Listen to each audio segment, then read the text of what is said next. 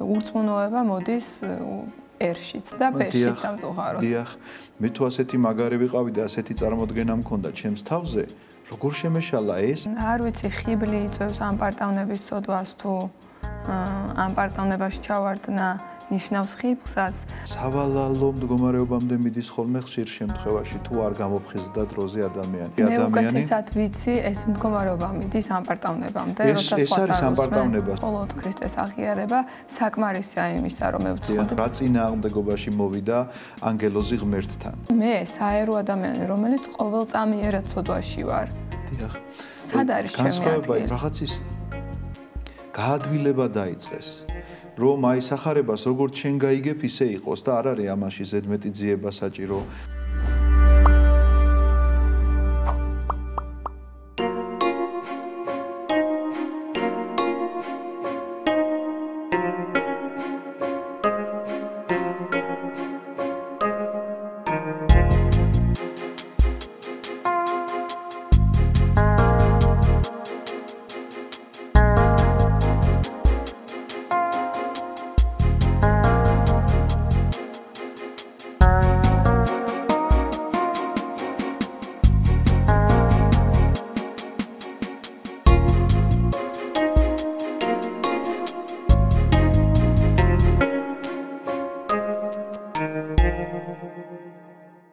გამარჯობა. ეთერშია გადაცემა 3 წიდან იწყება. მე მისი წამყვანი მარიამ კაბედავა ვარ. მამა კახაბერ გოგოტიშვილთან ერთად დღევანდელ გადაცემაში გადავწყვიტეთ გვესაუბრა, რას ნიშნავს ხიბლი და ამ პარტავნება. მოგესალმებით, მამა კახაბერ. მოგესალმებით თქვენ და ჩვენს ძვირფას მაყურებელს. მამა კახაბერ, არ ვიცი, ხიბლი იწვევს ამ პარტავნების ცოდვას თუ ამ პარტავნებაში ჩავარდნა ნიშნავს ხიბლსაც, მაგრამ ბევრი შეკითხვა დაგროვდა ამასთან დაკავშირებით. ერთი მეორეს კვებავენ. პროცესებიც ისე მიდის თუნდაც სამღვდელო პირებთან დაკავშირებით თუ საერო პირებთან მიმართებაში, რომ გადავწყვიტე ეს თემა აუცილებლად უნდა აგვეღო და გვესაუბრა ჩვენი მაყურებლისთვის და აგვეხსნა. მოდით პირდაპირ აი ასეთი შეკითხვით. რას ნიშნავს ხიბლი? განგვიმარტეთ და მერე უკვე მივყვეთ პროცესებს. სამწუხაროდ ეს არ არის რაღაცნაირად დღევანდელი დღის პრობლემა, ეს ყოველთვის კაცობრიობის პრობლემა იყო გარკვეულწილად. ადამიანები ამ პარტავნებას, ხიბლს რაღაცნაირად ამ ცოდვაში თუ ჩავარდებოდნენ, თვითონ კი ვერ ამჩნევენ ამას, რომ თქვათ რაღაცნაირად აღმოჩნდება ამ მდგომარეობაში და სავალალო მდგომარეობამდე მიდის ხოლმე ხშირ შემთხვევაში თუ არ გამოფხიზდა დროზე ადამიანი.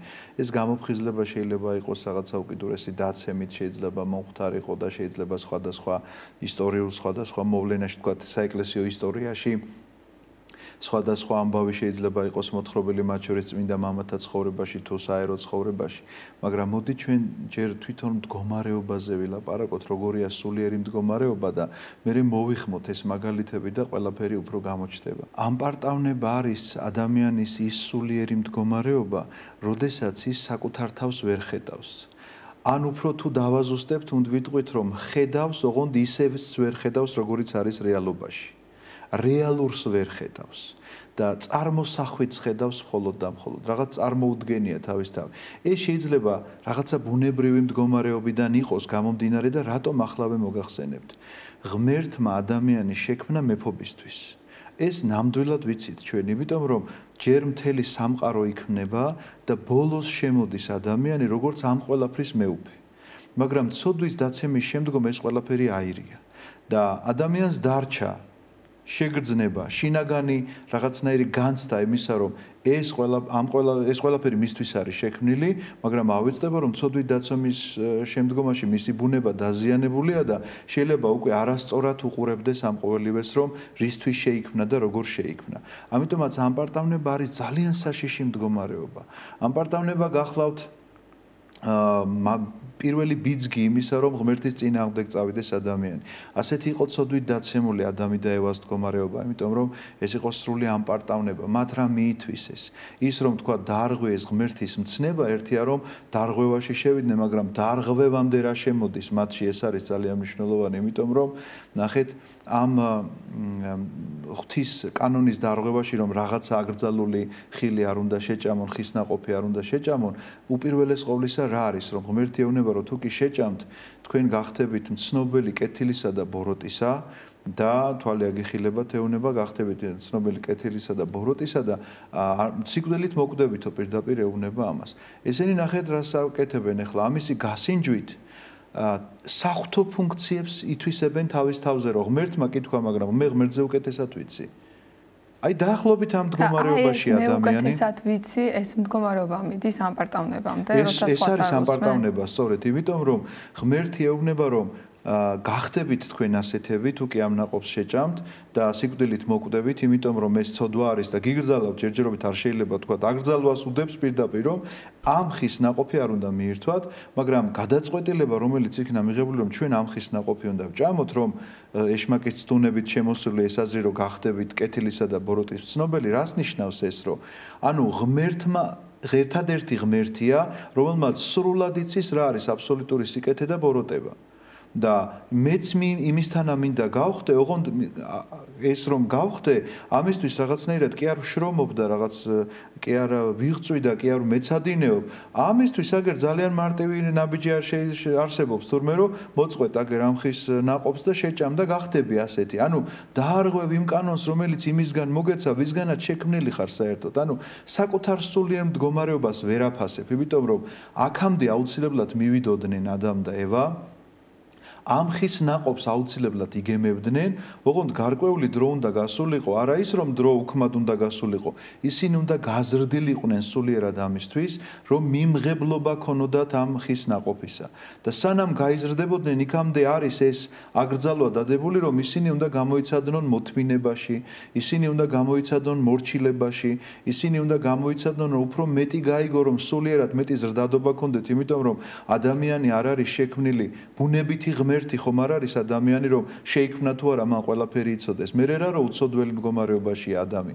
ის ხომ ნელ-ნელა ვითარდება იქ რაღაცა ცხოველებს რომ სახელს არქმევს და ფრინველებს და მცენარეებს სახელს რომ არქმევს, ეს ნებისმიერი მოქმედება, იმიტომ არის ბიბლიაში გადმოცემული, რომ ჩვენ გვაჩვენებს ადამი როგორ ვითარდება სულიერად, რომ ის მის შინაგან ბუნებას სწავლობს და შემოქმედ სწავლობს ამით ყველაფერს, რომ შემოქმედმა რა სიბრძნე ჩადო ამ თითოეულ ქმნილებაში, ამას ხედავს, ამას ჭრეთს და ამ ჭრეთით უნდა ამაღლდეს ის, მივიდეს შემოქმედამდე, რომ გახდეს არა ბუნებითი ღმერთი, არამედ მადლისმიერი ღმერთი.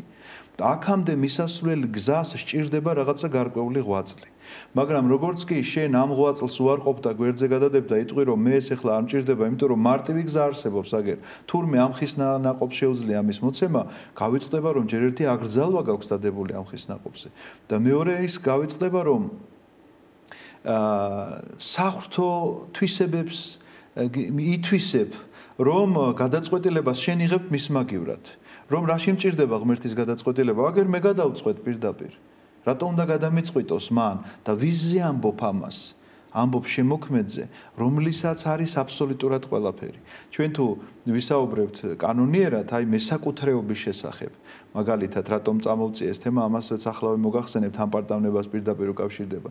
ნებისმიერი რამ, მაგალითად, სკამი ახლა რომელზედაც ჩვენ ვხედავთ, ეს სკამი შეიძლება შევიძინო. მაგრამ და გავხდე მისი მესაკუთრე, მაგრამ სრული მესაკუთრე მე მისი მაინც არა ვარ, იმიტომ რომ ეს სკამი მე არ შემიქმნია, ვიღაცამ გააკეთა და კი ფულით გამოვისყიდე მისგან, მაგრამ მაინც იმასაც ეკუთვნის რაღაცა, როგორც თქვათ, ავტორს ამ სკამისა, რაღაცა საკუთრების ნაწილი იმასაც რჩება. თქვათ, მე თვითონ შევქმენი შეიძლება რაღაც, მაგრამ მასალა, რომელიც ავიღე, ეს მასალა ხო არ მეკუთვნოდა, მე ხომ არ შემიქმნია. ანუ ამ ლოგიკით თუ ვიმსჯელებთ, ერთადერთი და ნამდვილი მესაკუთრე ყოველივესი არის ღმერთი. იმიტომ რომ არარსებობიდან არსებობაშია შემოყვანილი ყველაფერი. ეს არის მატერია, ეს არის 4 სტიქიონი, რომლისგანაც ყველაფერი შეიქმნა, თითოეული ჩვენგანი ადამიანი და რადგანაც ის არის ერთადერთი და ჭეშმარიტი მესაკუთრე ყოველივე ამისა, მას როგორ შეიძლება შენ ედაო რაღაცა საკითხზე, რომ შენ უფრო სწორად შეგიძლია რაღაცის გადაწყვეტა. შენ უფრო სწორად შეიძლება ხედავდე რაღაცა მოვლენას. ამიტომაც ეს მდგომარეობა, რა თქმა უნდა, გახლავთ ეს ამპარტავნული მდგომარეობა, ის ამპარტავნული მდგომარეობის შედეგია ანგელოზის დაცემაც კი, იმიტომ რომ ძალიან საინტერესო სწავლება აქვს ამის შესახებ მამებს, რომელი ამპარტავნებაში შეიძლებოდა ჩავარდნილიყო, რა წინააღმდეგობაში მოვიდა ანგელოზი ღმერთთან. ეს იყო წინასწარ გაცხადებული ღმერთის მიერ ანგელოზებთან, რომ ადამის დაცემის შედეგად უნდა წარმოგზავნილიყო ძეხვთისა, ანუ უნდა განკაცებულიყო ძეხვთისა და ძეხვთისას განკაცების შემდგომ ადამიანის განღმრთობა უნდა მოხდარიყო და ადამიანური ბუნების ამაღლება უნდა მოხდარიყო. ქრისტეს ამაღლების შედეგად ეს ხო ადამიანური ბუნების ამაღლებაა ამ შემთხვევაში. და ამ დროს ეშმაკი შემოვიდა წინააღმდეგობაში, რომ ესე იგი თუ ამაღლდება ასე ადამიანური ბუნება, გამოდის რომ მან თაყვანი უნდა სცეს მას. და ადამიანურ ბუნებას როგორ ვცე თაყვანიო, იმიტომ რომ მე მასზე მეტი ვარ, ანგელოზი მეტი იყო. დიახ, სანამ დაეცემოდა ადამი, ანგელოზი მასზე მეტი იყო. მაგრამ აღდგომის შემდგომ, როდესაც ქრისტე ამაღლდა, ამის შემდგომ ადამიანური ბუნება ამაღლდა და დაждდა მარჯვენით ღვთისა და მამისა. ამიტომაც ანგელოზიც კი თაყვანის ცემს მას და ვის ცემს? ღმერთკაცობრივ ეს ხო გაყოფილი არ არისო ცალკე იესო ქრისტე ღმერთი და ცალკე იესო ღმერთი კაცი, ასე ხომ არ ვამბობ ჩვენ? ეს ერთია, ღმერთკაცია იესო ქრისტე და თაყვანისცემა ანგელოზებისგან ხო მეკუთვნის მას. აი ეს თაყვანისცემა ვერ დაიტია მან, იმიტომ რომ ადამიანზე მეტი იყო და ადამიანურ ბუნებას როგორ უნდა ეცა თაყვანი. ნუ ეხლა შეიძლება ძალიან უხეშად ავხსენი ეს ყველაფერი, მაგრამ დაახლოებით ესე უნდა წარმოიდგინოთ ანგელოზის დაცემის საბაბი რა იყო. მან ეს ამპარტავნება თავის თავში გამოავლინა, რომ როგორ მასზე მდაბიოს, მასზე დაბალა მდგომარეს, როგორ შეიძლებოდა თაყვანი ეცა. ამ დროს ღმერთი იღებს მის სახეს და ღმერთი კაცდება, მაგრამ აი ესეთი ამპარტავნული სიბრმავე, როდესაც საკუთარი თავის ესე იგი შესახებ გაქვს ისეთი წარმოდგენა, რომელიც ძალიან აჭარბებს რეალურ მოვლენებს, რაც შეიძლება მართლა რეალურად არსებობდეს შენს თავში, შენს შინაგან სამყაროში.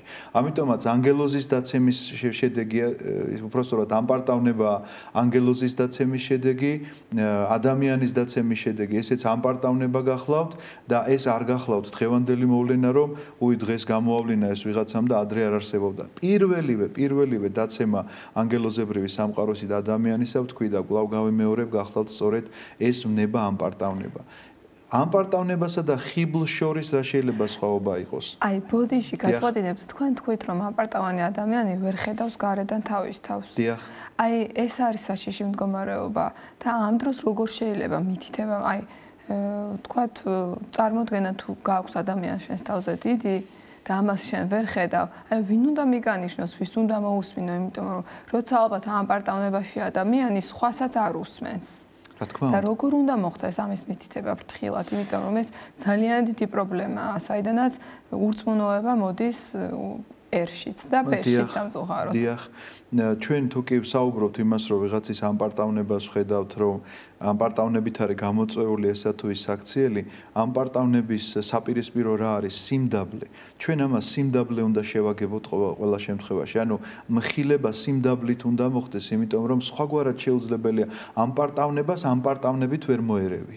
ანუ ბოროტებას ბოროტებით არ უპირისპირდებიან. შესაბამისად, ჩვენ რა თქმა უნდა სიმდაბლით უნდა ვამხილებდეთ ესეთ ადამიანებს, თუ კი გაგვაჩნია ეს სიმდაბლე და თუ არ გაგვაჩნია ბუნებრივია ვერ შევძლებთ ამას ყოველივეს, მაგრამ თუ თქვენ რაღაცა კონკრეტულ კანონებზე გულისხმობთ, გააჩნია ხა ადამიანი შეიძლება ამპარტავნებაში იყოს, ოღონდ არაფერს არ აშავებდეს, მაგრამ იყოს ამ ამპარტავნებაში ერთ-ერთ მამების მაგალითსაც მოვიყვან მეთქი რო ვთქვი, იყო ერთი ესეთი შემთხვევა, რომ ერთ ბერს ძალიან ლანძღავდნენ და რაღაცას ამბობდნენ, რომ არ არის ეგ კარგი კაცი, ნუ პირობითად ესე ვამბობ და რაღაც მე შეკითხვა დაუსვეს, რომ როგორ მიაღწიო ასეთ სიმდაბლესო, რომ ესე იგი არავის ყურადღებას არ აქცევო, რასაც შენზე ამბობენ, რა და მოტრიალდა და არ ვაქცევ, იმიტომ რომ არ არიან ჩემი ღირსები, რომ მაგაც ერთოდ ხმა გავწევ. ანუ სიმდაბლით კი არ ქონდა ეს, ისეთ ამპარტავნებაში იყო, რომ იმის ღირსადაც არ თვლიდა, რომ ამათვის მოესმინა, საერთოდ ან ლანძღავდნენ, აგინებდნენ თუ აქებდნენ, საერთოდ არ აინტერესებდა ეს ამბავი, იმიტომ რომ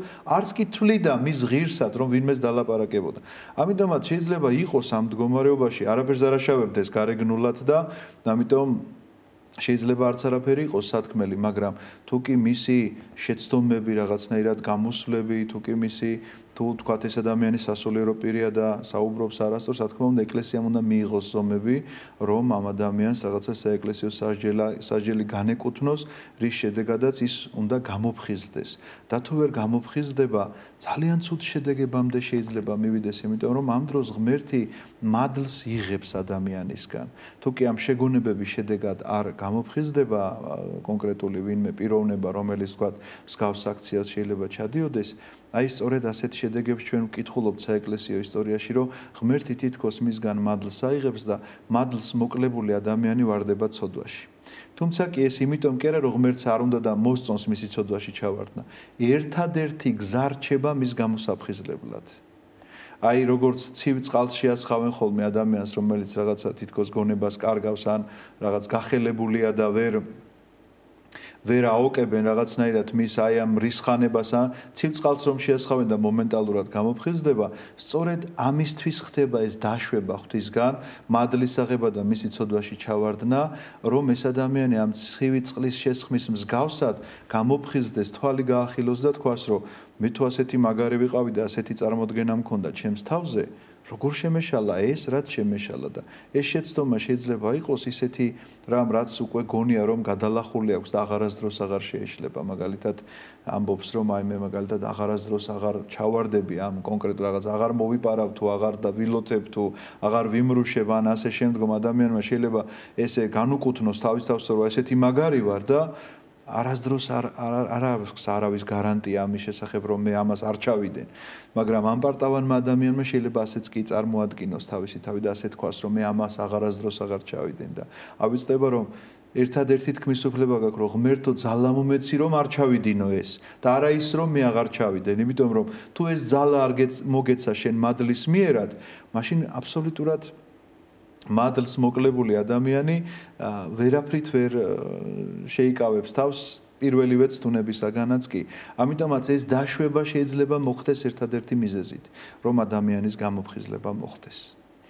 რაც შეეხება ხიბლის მიერ მომენტს, რაზეც ჩვენ საუბრობდით, ხიბლი შეიძლება იყოს უფრო ძირითადად ამპარტავნება კვებავს ამ ხიბლს, მინდა გითხრათ, რომ ხიბლში იმყოფება ადამიანი ნიშნავს იმას, რომ ის საერთოდ მოვლენებს ვერ აფასებს რეალურად, საერთოდ შეიძლება სწავლების შესახებ ქონდეს თავისი წარმოდგენები და ამბობდეს, რომ რასაც მე ვამბობ, მხოლოდ ეს არის ჭეშმარიტება.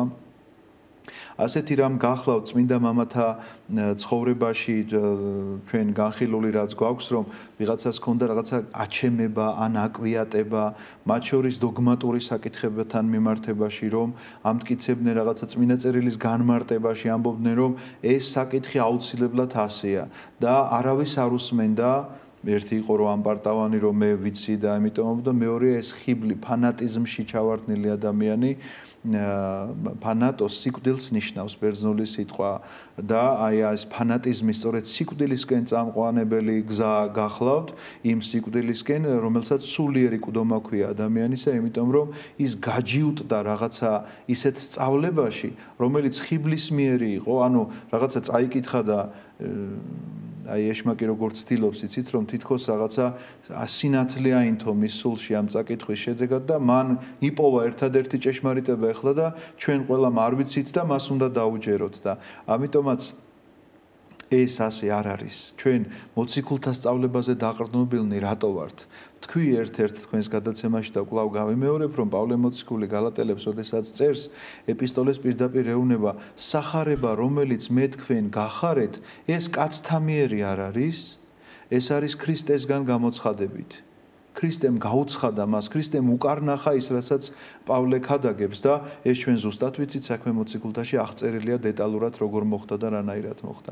ამიტომაც ის სახარებისეული სწავლება, რომელიც მოციქულთაგან მოგვეცა, ის საეკლესიო კრებები, რომლებიც წმინდა მამების შეკრების შედეგად იქნა დადგენილი რაღაცა მოცემულობა, კანონები თითოეული ჩვენგანისთვის, რომელიც სახელმძღვანელო უნდა იყოს ცხოვრებაში, როგორც კი აცდება ადამიანი ამას, აი მაშინ მე შეიძლება იქ შემოწმდეს რაღაცა, ესე იგი აპარატივითაა შეიძლება ითქვას, რომელიც შეიძლება ზომავდეს ჩვენს სულიერ ცხოვრებას, რა რომ ეთანხმება კი მოციქულებრივ სწავლებას შენი ცხოვრების წესი, შენი საუბარი, გამონათქვამები, ეთანხმება კი შენი თქვათ გნებავთ ქადაგება, გნებავთ მოქმედება, გნებავთ რაღაც გადაწყვეტილება, ეთანხმება კი იმ საეკლესიო კრებებს, რომლებიც 7 საეკლესიო კრებაზე წმინდა მამებმა დაადგინეს. ამიტომაც ამითი უნდა საზღურავდეს ყოველთვის ადამიანი. თუ ეს არ წაუკითხავს, არც ერთი და არც მეორე და თვით რჯულობს, რომ მე წავიკითხე ახლა გუშინ სახარება და ასე მესმის ეს წინადადება და არ მაინტერესებს სხვისი აზრი, ну, რა თქმა უნდა, რაზე შეიძლება ვისაუბროთ გარდა ამ პარტავნებისა და ხიბლისა, რომელიც დამღუპველია თუ ადამიანი დროზე არ გამოფხიზლდება. აი, ეხლა საუბრობდით და ბოლოდროინდელ მოვლენებთან დაკავშირებით ბევრი რაღაც მეტრიალებს თავში და ესეთი შეკითხვა მინდა დავსვა. აი პროტესტანტობა თუნდაც აი ისწავლება რომ მე ვაღიარე ქრისტე და ეს მხოლოდ ქრისტეს აღიარება საკმარისია იმისა რომ მე ვცხონდე და დანარჩენი რასაც მეუბნება ვთქვა სახარება რასაც მეუბნებიან წმინდა მამები ეს ყველაფერი საჭირო აღარ არის ლოცვა საჭირო აღარ არის ცოდვების მონანიება საჭირო აღარ არის აი ეს შეიძლება ითქვას რომ არის ერთგვარი ხიბლის და ამპარტავნების ნაყოფი რაც ადამიანს შინაგანად გააჩნია მე თუ არ მეშლება ლუკას სახარების მე-17 თავი უნდა იწყებოდეს ამ წინადადებით რომ შეუძლებელია რომ არ მოვიდეს ცდუნება მაგრამ ვაი მას ვისგანაც მოვაცდუნება აი ესე იწყება ეს სახარების ეს თავი და მე გეტყვით ამ რაც თქვენ კითხვა დასვით ალბათ გარკვეული პასუხი უკვე ამ წინადადებაშიც არის მაგრამ კიდევ უფრო მეტად განვაზოგადებ და გეტყვით ამას რომ ცდუნება აუცილებლად მოვა აუცილებლად შემოვა ადამიანის გულში რაღაც მაგრამ კვლავ უნდა გაიხსენოს აი ბოლო წინადადება წეღან რითიც დავამთავრე რომ ეთანხმება კი ეს სწავლება მოციქულთა სწავლებას ეთანხმება კი ეს სწავლება რაღაცა ამ სოფლიოს საეკლესიო კრებებს თუ ამ ავტორიტეტებს არ აღიარებენ ეს ადამიანები მაშინ აი თქვათ პროტესტანტულ სწავლებაზე რაც თქვენ თქვით რა თქმა უნდა ჩემთვის ეს მიუღებელი უნდა იყოს არ უნდა გავიადვილო პროტესტანტიზმი იცით რა იყო რაღაცის გაადვილება დაიწყეს რომ აი სახარებას როგორც შენ გაიგებ ისე იყოს და არ არის ამაში ზედმეტი ძიება საჭირო თქვათ იქ რაღაცა არ გჭირდება ავტორიტეტების გაქრობა მოხდა წმინდა მამების საერთოდ რაში იოანე ოქროპირისტო ისე ესმოდა რა აუცილებელია მეც ისე გავიგო ის როგორც განმარტავდა რა აუცილებელია მეც რა შეიძლება ითქვას რომ ბოდიში გაწყვეტინებთ ადამიანური ბუნებისთვის შემაშინებელი იყოს თუნდაც აი წმინდა მამების ნათქვამი რომ ჩვენ ვკითხულობთ მათთან, რომლებიც ხშირად ამბობენ, რომ ძალიან ცოდვილები არიან და სულ თხოვენ ღმერთს შენდობას. აი ეს ჩვეულებრივი მოგდავისთვის არის შემაშინებელი შეიძლება ითქვას და რატომ? წმინდა მამა, რომელსაც ვიცით, რომ აი როგორი ცხოვრებით აქვს ნაცხოვრები, მთელი ცხოვრება 8 წლში და უფლის წინაშე ლოცვაში აქვს გატარებული. აი ის თუ კი ამბობს, რომ ცოდვილია და ლოცვაში მუდამ თხოვს ღმერთს, რომ შეუნდოს ეს შეცოდებანი, მაშინ მე საერო ადამიანი, რომელიც ყოველწამიერად ცოდვაში ვარ. დიახ. სად არის ჩემი ადგილი? იცით რა არის მართლა საინტერესოა ეს საკითხი, იმიტომ რომ ის წმინდა მამები, რომლებიც წარმოედგინეთ, გადიოდნენ და წლობით შეიძლება უდაბნოში ცხოვრობდნენ და ფიზიკურადაც ვერ დააშავებდნენ, რაღაცას ძალიანაც რომ ზდომოდათ, რატომ ამბობენ ამას და რატომ განიცდიან ამ ცოდვილობას? იმიტომ რომ ისინი როგორც შუქის რომ აანთებ ბნელოთახში, სწორედ ეს ახედავენ ადამიანის შინაგან მდგომარეობას. ამ შინაგან მდგომარეობას თუ კი დაინახავ, აუცილებლად იგრძნობ ამას. როგორ 8 წელშიც არ უნდა იყო და როგორ სიწმინდესაც არ უნდა იყოს რეალურად მიღწეული ადამიანი, ხა წარმოიდგინეთ მარიამ მეგვიპტელი რომ ლოცულობდა, რომ იწეოდა ჰაერში და ასე შემდგომ უამრავ მამაზე შეგვიძლია მსგავსი რამ ვთქვათ, რომ რომ შეხედავდა ადამიანს თელ მის ცხოვრებას უყვებოდა, რატომ უყვებოდა? იმიტომ რომ ხედავდა მთლიანად მის შინაგან მდგომარეობას. აი როგორც რაღაცა რენტგენის შუქი დაახლოებით სხეულს შიგნით ორგანოებს იკვლევს, ასე შენს შინაგან სულიერ მდგომარეობას ხედავს ესა თუ ის წმინდა მამა, მაგრამ არა მარტო შენსას ხედავს. ხედავს თავისას უპირველეს ყოვლისა. ამიტომაც ლაპარაკობს ცოდვილობაზე. ეს ერთი საკითხი. არის კიდევ მეორე საკითხი. აი მაგალითად პავლე მოციქული ამბობს, რომ ცოდვილთა შორის პირველი მე ვარ. როგორ წარმოგიდგენიათ ახლა თქვენ, რომ პავლე ყველაზე ცოდვილი იყო მაშინ ვინ ცხოვრობდა? ნუ ახლა პავლე ნერონის დროს ცხოვრობდა, ნერონი კიდევ ვინც იყო კარგად მოეხსენება ყველას და ნერონზე ცოდვილი იყო, მაგრამ რატო ამბობს პავლე ამას? რაღაცა თვალთ მაქცობს, ეს ხომ რაღაცა მკრეხელობაა? არა, პავლე ამას ამბობს ერთადერთი მიზანდასახულობით. მის უკან ვინც დგას, იმას კი ვერ ხედავს პავლე. მის წინ ვინც დგანან, ანუ ნერონისკენ კი არის შველს ხელს, რომ ამაზე წმინდანი ვარ მე. ასე კი არ ლაპარაკობენ წმინდანები, რომ მე კაცო, მე რა მიჭირს ამან იკითხოს, იმიტომ რომ აი ეს ისეთი დამნაშავეა. მე თქვათ მძიმე ცოდვები არ მაქვს და თავის გამარჯვება, ან საერთოდ უცოდველი ვარ სხვასთან შედარებით. ნახეთ, ეს არის სწორედ დანაშაული, რომ მე ეხლა წარმოიდგინეთ ზრბოლაში რო ვღებულობდე მონაწილეობას.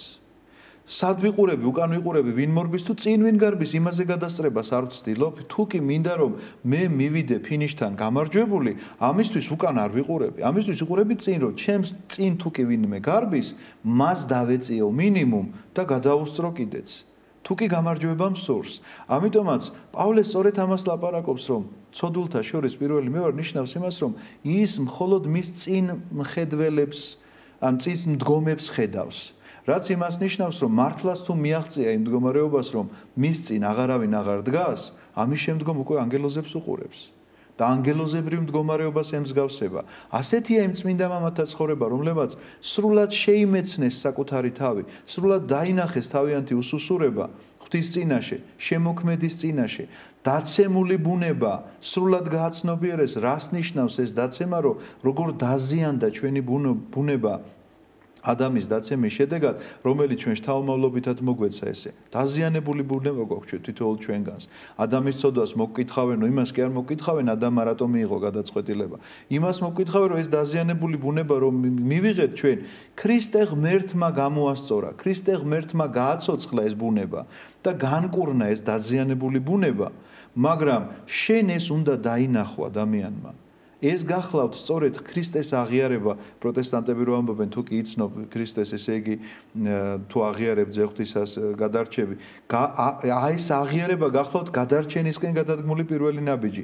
ამის გარეშე შეუძლებელი. ეს გახლავთ თითქოს რაღაცა კარები, რომლითაც შენ შედიხარ იმ სივრცეში, სადაც შეიძლება გადარჩენა არის შესაძლებელი, მაგრამ ეს იმას კი არ ნიშნავს, რომ მხოლოდ ამ აღიარებით და სხვა დანარჩენი მეტი აღარაფერი აღარ მჭირდება, ამისთვის აღარც პირადი ღვაწლი, აღარც არანაირი პიროვნული განვითარება ან სულიერი რაღაცა შემეცნება ან საეკლესიო საიდუმლოებები აღარ მჭირდება ამისთვის და ან კიდევ მოძღვარი აღარ მჭირდება ამისთვის. ეს რა თქმა უნდა ხიბლის მდგომარეობაა. ეს გახლავთ სწორედ ხიბლი, რომ შენ რაღაცა გონია რომ მიაგენი ახლა ისეთ სინათლეს, რომელიც არავის არ უპყრია ხელს შენს მეტი და მორჩა ამითი გაინათებ გზას და ეს გახლავთ დანაშაული, იმიტომ რომ ეკლესია ერთობაა. ეს არ არის რაღაცა ჩვენ ასე არ ვლოცულობთ მამაო ჩემო, რომელი ხარ ცათაშინა არ ვამბობთ. მამაო ჩვენოს, იმიტომ ვამბობთ, რომ ამ ერთობაში ვართ ყველანი. ამ ერთობაში ქრისტეს ვადიდებთ ყველანი ამ ერთობით და არა ისე ვისაც როგორ მოუნდება, იმიტომ რომ ამას უდიდესი მნიშვნელობა აქვს. ერთია ქრისტეს რაღაცნაირად დანახვა და მეორეა მისი სწორი ცოდნა.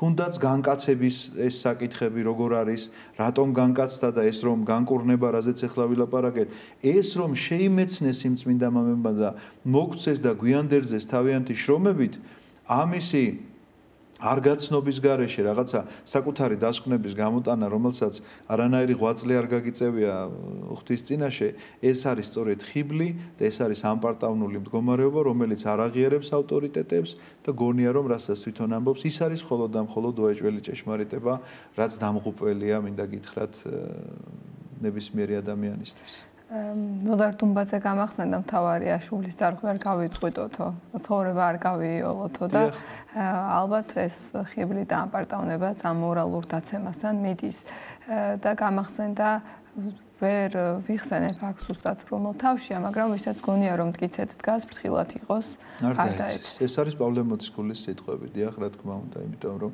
ეს მე თუ არ მეშლება რომელთა მიმართ ეპისტოლე უნდა იყოს, ეს მოუწოდებს ებრაელებს და ესაუბრება და წარმართებს ამ შემთხვევაში ორივეს მიმართავს და ჩამოყალიბებული აქვს რომ ღმერთმაო თუ კი არ დაინდო ნამდვილი ზეთისხილიო თქვენ ხართ თუ ამ ზეთისხილზე დამყნული რტოები ხართ მაგრამ ძირი ყველა შემთხვევაში ის არის ებრაელიერი არისო და ნამდვილად ასე არის ხო ძირი ის არის და იქედან მოდის ეს ყველაფერი სარწმუნოება მათ შეინახეს და წმინდა წერილი მათგან არის რა თქმა უნდა ახალ აღთქმას აღგულისხმობ რა თქმა უნდა და ამიტომ თუ ღმერთმაო ის არ დაინდო ნამდვილი ძირი რომელიც მისი დარგულია არც ამ რტოებს და ამ რტოებს არ დაინდობსო და ამიტომ თუ კი დგახარ ნუ ამპარტავნებ ამითო იმიტომ რომ ღმერთმა შემოგიყვანა ამ სივრცეში და კეთილი უნდა ინებო მადლიერებით და სიმდაბლით უნდა ღებულობდე ამას ყოველივეს დიდი მადლობა მამა კახაბერ ღმერთმა შეგვაძლებინოს რომ